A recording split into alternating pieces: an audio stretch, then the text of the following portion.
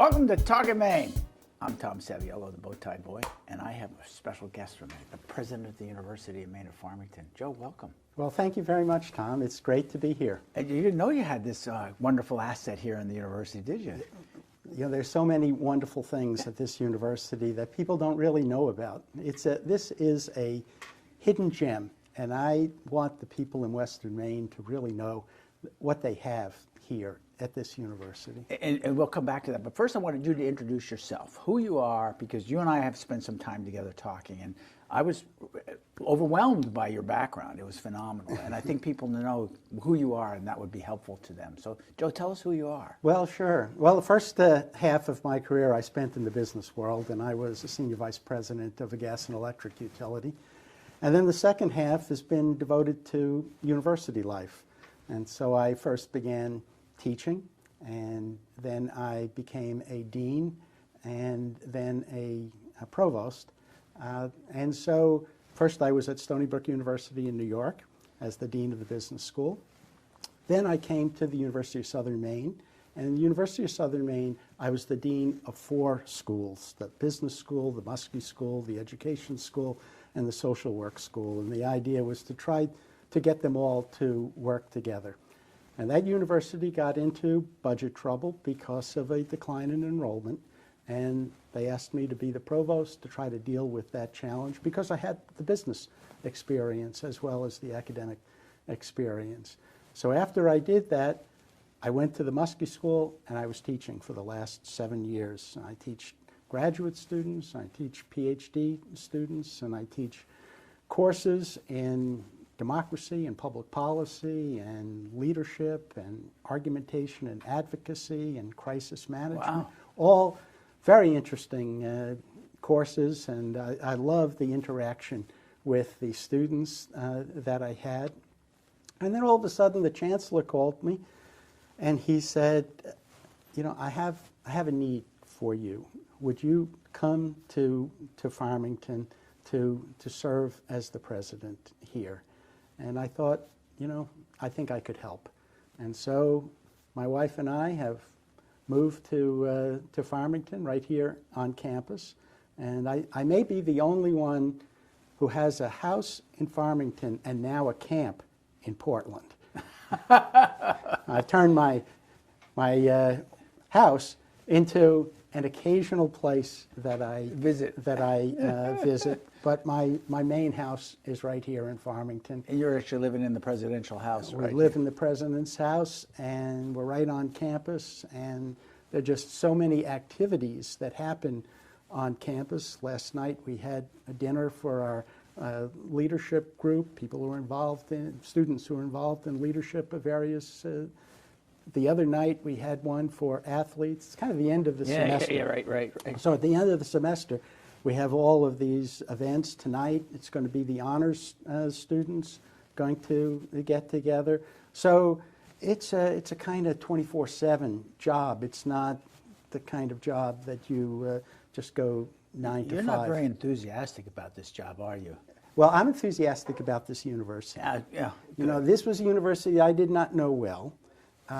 But in coming here, I have been impressed by the faculty. I've been impressed by the dedication of the staff to this university and the experience that students get here. We teach in very small classes. To me, too small because I'm dealing with budget issues. I want them a little bit bigger. But from a student perspective, the kind of interaction that you get with other students as well as with the faculty is just really amazing. The quality of the program. You know, this was traditionally a school of education. Right. It started in 1864. I have a picture in my office of Abraham Lincoln in the speaking to his cabinet about the Emancipation Proclamation. And I'm thinking, that's when this university was started. That's the kind of history that we have.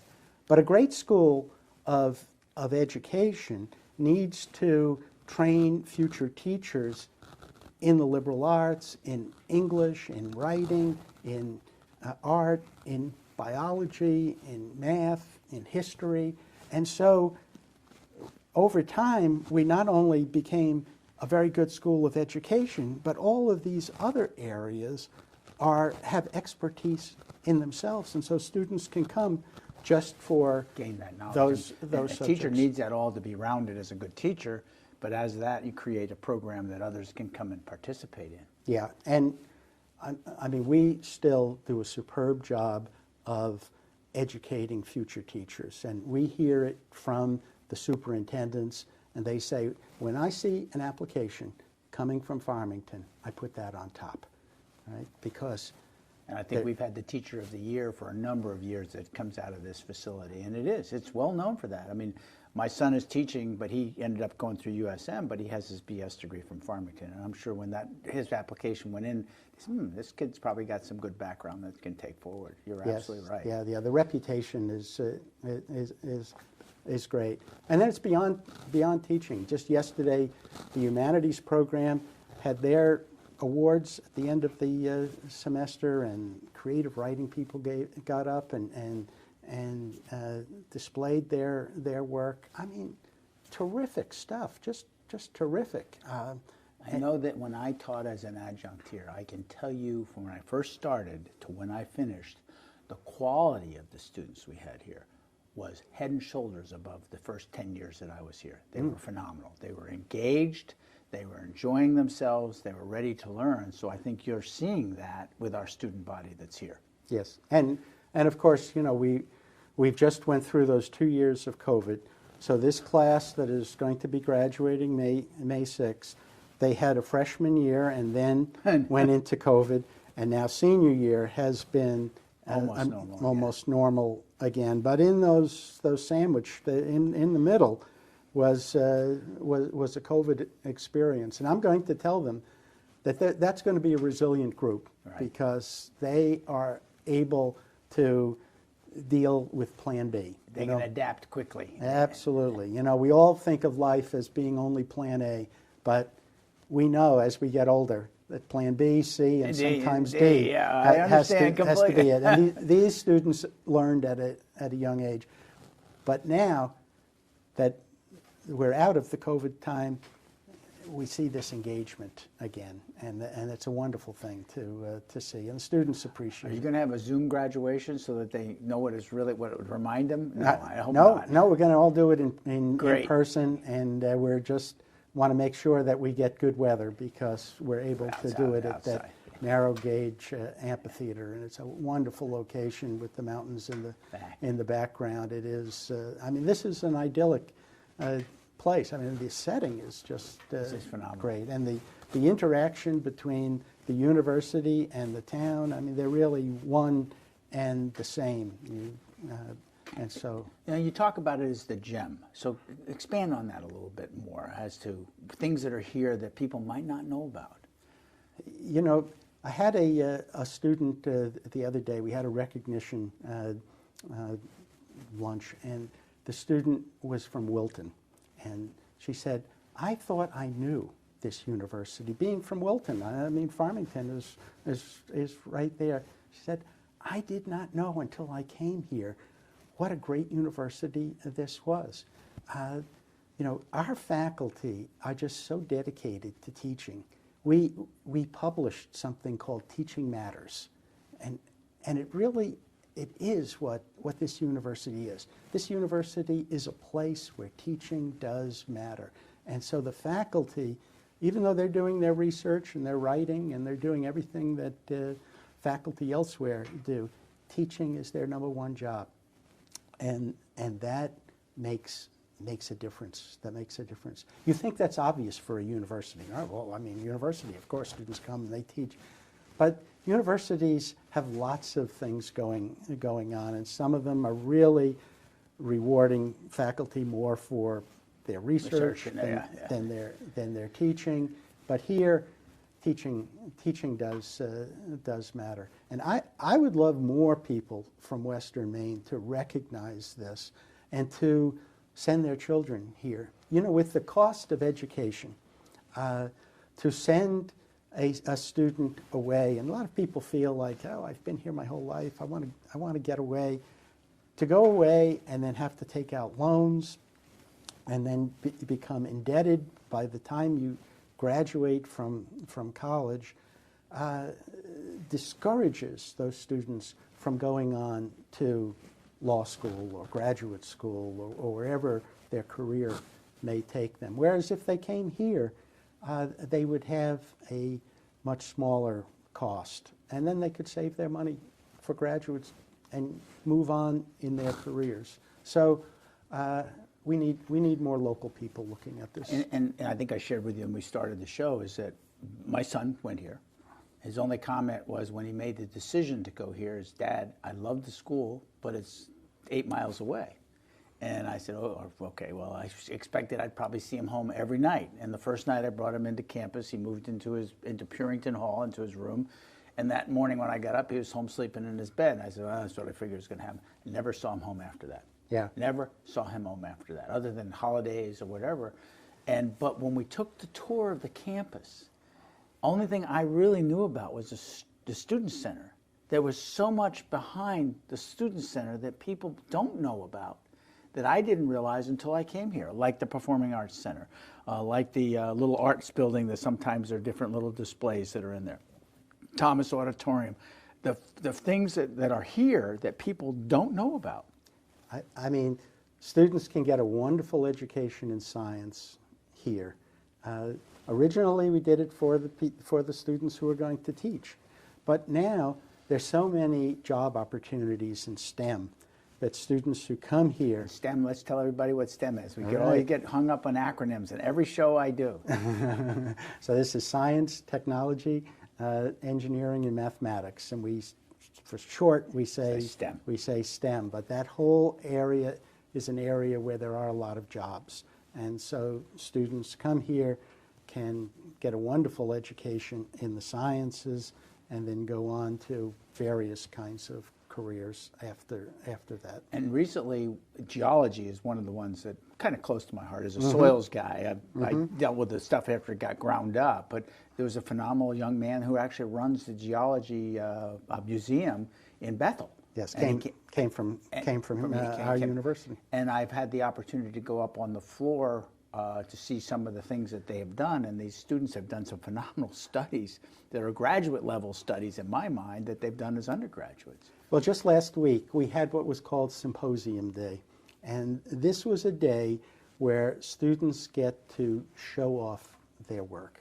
And we had it in 6 locations simultaneously all day long, where students would present to their fellow students and to the faculty all the work, whether it was in science or whether it was in creative writing or was education. Every discipline is part of this. Really good work that was done. And the interesting thing that I found was not only how good the presenters were, how poised and how professional they were, but I love the audience, the fellow students, the kind of probing questions that they asked, the kind of discussions that ensued. It was really a wonderful kind of exchange and a respect that students had for each other and sort of pulling out the best in the other students. I wish I'd known. I probably would have showed up just to walk around. But I know. And that's the kind of thing that I think the people in this community need to see, that these there are really cool things. Like I said, I stumbled into the geology presentations because I was up there meeting with our geologists to talk about lithium, of all things. Yes. And that seminar that day was extremely powerful. Of course, I didn't wake up to the very end when they talked about the earth moving. And I spent some time with John Slack, who had taught me about that, and all of a sudden the light bulb went on and I realized what the rest of the seminar was saying. So we've touched on them, but let's talk some about the strengths of this place that I think are important. You've touched on some of them, but let's restate them. Well, number one is faculty, extraordinary faculty that find their way to Western Maine. I mean, maybe it's the lifestyle, but I think it's the university, the community that is created here. among other faculty members. That to me is a great strength. The other is size. It's a human size. It's a size where a student is known, a student is appreciated. They're not a number. Not anonymous. They're not in big lectures, or it's a place where you really are known. And then there's the individual student work that we are.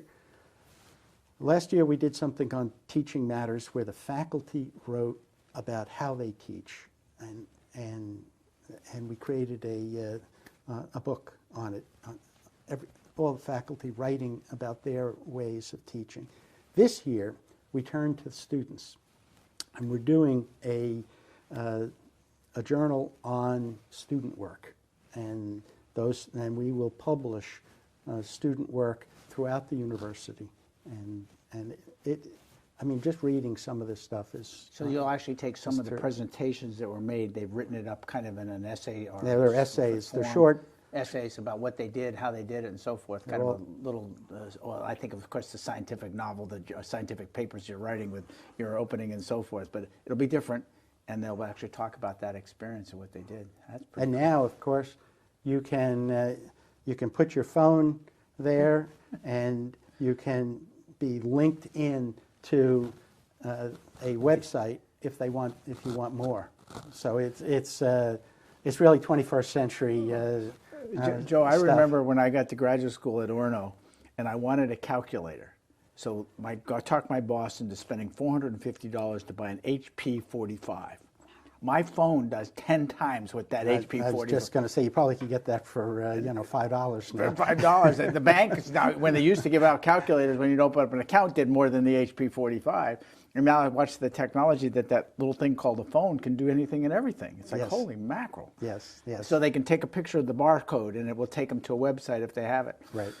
Right. Yeah. No, it's... when it starts to beam us up, like Scotty, then I know we're in trouble. But you've got some opportunities here. So talk about some of the opportunities we have. So one of the challenges that we have is the demographics in Maine among high school students. So we have seen that drop. It's dropped over a 15-year period. That's population. Population of high school graduates. And the other is the number of high school graduates who are going on to any kind of graduate, post-secondary education. And so what's happened is 45% of the students are not going on. So we're dealing with a declining number and only 55% going on. And of course, it's an overbuilt system. There are many opportunities for them. So we have to go into new markets. And so what we are doing is we're starting an adult completion program. There are many, many people in Western Maine, but throughout Maine, that have some college but have never completed. And so we want to bring those people in and give them a pathway to complete. We'll do this online, but we'll do it with Farmington characteristics. And by that I mean highly personal. There's going to be, you can do it online, but you're not going to be isolated. You're going to be in a cohort. You're going to interact with the faculty. It will try to replicate what we do here on campus. So this could be somebody who's 1 or 2 credits short to somebody who might be 20 credits short. Or 90 credits short. Yes, yes. Somebody that may have gone into the service after high school, but then comes out and says, you know, I'd always like to get that degree. Or maybe somebody who just went to a community college and never got the 4-year degree. In Maine, only 36% of the population have 4-year degrees. Wow. And the world is such that it's dynamic, it's changing. You need more education, and you need continuous education. So we're going to offer that. The other thing that Let me ask a question about that. That will though be so that it's not traditional hours either, though. It'll be like if I'm free in the evening and I have my work to do, I can do it via the internet, so that I'm not locked into a classroom at noontime, which Exactly. obviously I can't go. So your flexibility on scheduling is going to be used as a part of that. That's right. And then we'll arrange with you on a time that is convenient for you to talk with the faculty member or to talk with some of the other students in the class, but you'll have complete flexibility. So no matter what your schedule is, if you work in the days or you work in the evenings or you work on weekends, it won't matter. You can come to this program. Go ahead. You were The other thing that we're doing is we're going to make it easy for students who have gone to community college to transfer in. Now, previously we had been on a system that was not aligned with the community college, but we have now changed. That's a 4-hour credit situation. That's the 4-credit system instead of the 3-credit system. But starting this summer, we'll be completely on the 3-credit system. And so what we're doing is we're creating pathways for students so that they can come from the community college right into the university and not miss a beat. That's very important, so that they can graduate just with the additional 60 credits. In the past, you might have had to take more. That discouraged students to do that. The other thing is it'll make it easy for students who go outside Maine to maybe come back, transfer back. A lot of students do that. After high school, they say, I want to get away.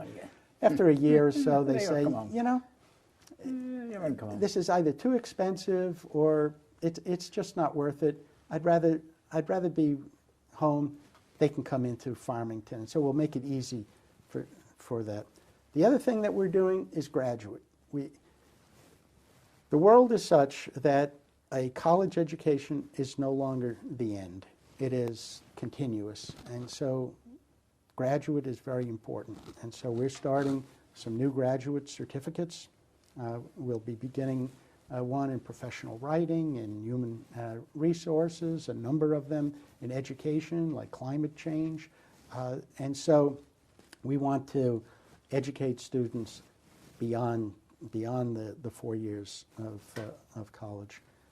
And the other thing that we're doing is going into the high school, what we call early college, creating a pathway for students who want to start early in high school, and that can lead them right into college so that they can get some credits there, saves them money, saves them time before they even get to the university. It's interesting, when my children were both between their junior and senior year in high school, I both let them take a class at UMF.